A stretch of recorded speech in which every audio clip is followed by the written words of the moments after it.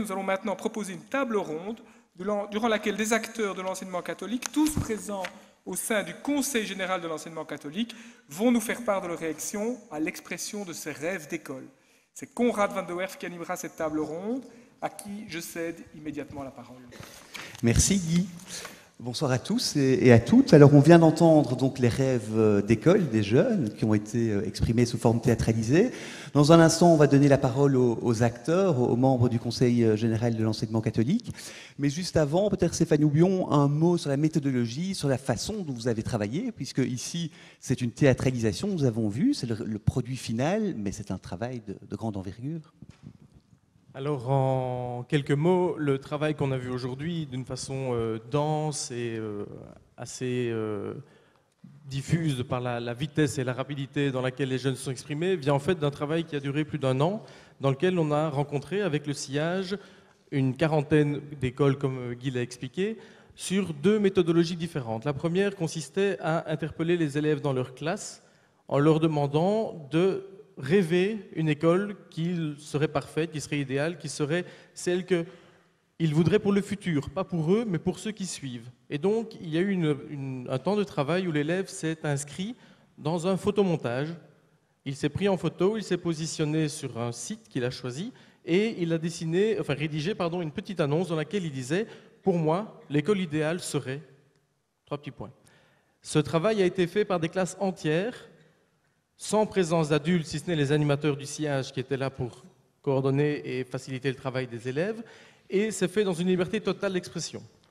Je citerai par exemple un élève de primaire qui disait que ce serait bien d'aller à l'école en soucoupe volante et que ça pourrait être utile pour les transports et des choses comme ça. Donc il y a eu une totale liberté d'expression qui était donnée aux jeunes et qui a permis de toucher tous les jeunes de la classe, même ceux qui ne voulaient pas, même ceux qui étaient moins motivés, qui avaient moins envie ou qui ne savaient pas quoi dire, ils ont tous trouvé un moyen et un contenu à partager à vous tous et à tous les acteurs de l'école en général.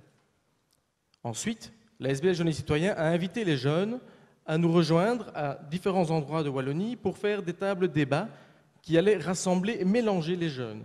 Et donc là, on invitait les jeunes de différentes écoles à se retrouver pour aborder les questions mentionnées par les photolangages et les petites annonces d'autres écoles que celles qui étaient présentes.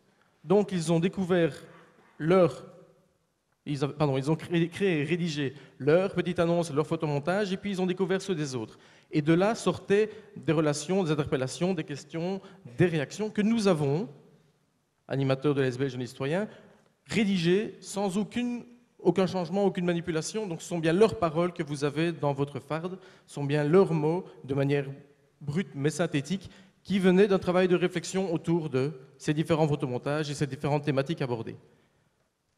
Tout ce que je peux vous dire aujourd'hui, c'est que les élèves qui ont participé à ce travail ont fait un travail assez énorme en termes de réflexivité, en termes de capacité de se projeter, en termes de capacité de répondre à une question qui était basée sur le rêve et l'idéal et pas basée sur aujourd'hui, maintenant, que peut-on faire pour l'école et que doit-on faire dans l'école.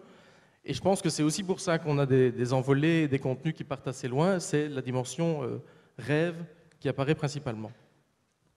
Merci Stéphane. Et donc justement, on va vous donner la parole. Donc tout d'abord, je vais vous présenter. Donc à mes côtés, Monseigneur Jean Coquerolles, vous êtes évêque référendaire pour la pastorale des jeunes. À vos côtés, Françoise Ouibrun, présidente de la CC Enseignement. Pierre-Paul Boulanger, président de l'UFAPEC, l'Union francophone des associations de parents de l'enseignement catholique.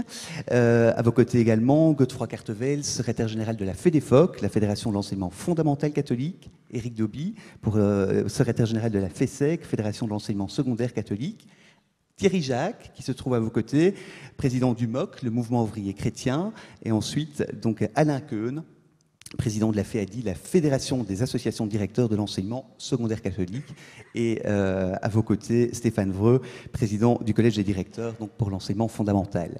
Alors ce que je vous propose, d'ailleurs nous avons une bonne nouvelle, c'est que nous avons un tout petit peu plus de temps que prévu, c'est d'abord faire un premier tour de table où je vous demanderai à chacun peut-être une réaction, on va dire, à chaud sur l'un ou l'autre élément qui vous ont marqué dans les rêves qui ont été exprimés donc par les jeunes.